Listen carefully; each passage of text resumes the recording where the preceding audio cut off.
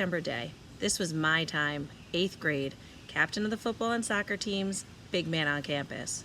After 2 years of looking up to other people, I'd finally made it to the point where there was nobody to look up to but me. Everything was perfect. I frowned. Well, not quite perfect. I noticed that the sign on the front lawn read, "Welcome to Claveridge Middle School." They fixed it again. Unacceptable.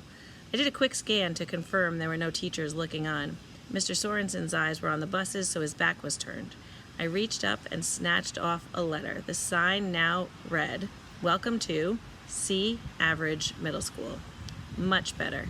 I stuffed the L behind the bushes and walked on, enjoying the admiration of some 7th grade girls. It was a dangerous job, but somebody had to do it. At C. Average Middle School, the buck stopped with me. Not that I was nobody last year. I was still probably the most happening 7th grader in the place. But it isn't really your school until you're a senior. I wasn't going to drop the ball on any of it. For example, the election of 8th grade president was coming up. Not that I was running myself, God forbid. The tradition of C Average was to nominate the biggest loser in the building. No one runs against them, of course, and he wins automatically. Then, for the rest of the year, you get the pleasure of watching President Bonehead giving speeches, running assemblies, and making a complete idiot out of himself. It's top-notch entertainment if you nail it exactly the right way. I was pretty sure I had the front runner all picked out. Ever since kindergarten, the primo nerd had been, bar none, Hugh Winkleman. Over the years, the doofus had been on the receiving end of so many wedgies that he had elastic waistband material fused to the top of his head, pardon the exaggeration.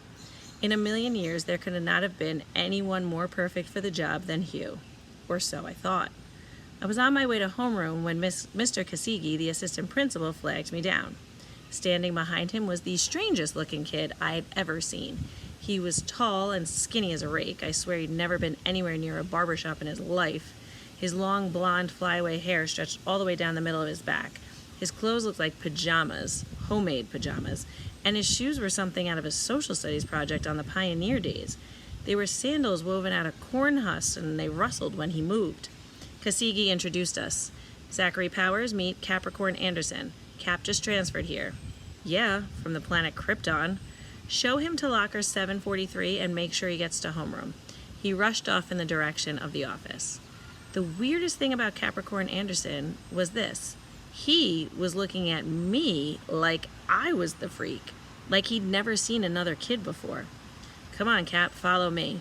We walked down the hall, picking up more than our fair share of attention. "New kid," I said aloud, just in case anybody thought he was actually with me. Kasigi asked me to show him around. "Locker 743. "Here it is," I told him. "You've got the combo, right?" He just stared at me blankly. "The combination?" I prompted. "There, printed on the top of your orientation form." "But what does it mean?" I would have sworn he was putting me on, except he looked so bewildered. "Here, I'll show you. 17, 33, 5. There was a click, and the door swung wide. He peered in as if he expected to find a mountain lion waiting. "It's empty." He was beginning to rile me. "Of course it's empty. It's your locker. It's empty until you put something in it." "What do I have to put in there?" he demanded. "How should I know? It's your stuff." "When we lock things away," he said with conviction, "we're really imprisoning ourselves." Now that was definitely something you don't hear every day. "What school did you go to before this?" "I'm homeschooled," he informed me. "I'm only here because Rain broke her hip and they won't let me live alone at the community." "Hugh Winkleman, you're a lucky man. With the arrival of this new kid, all the losers in school were bumped down one space. Never before had anyone screamed for the job of 8th grade president like Capricorn Anderson. This was my year."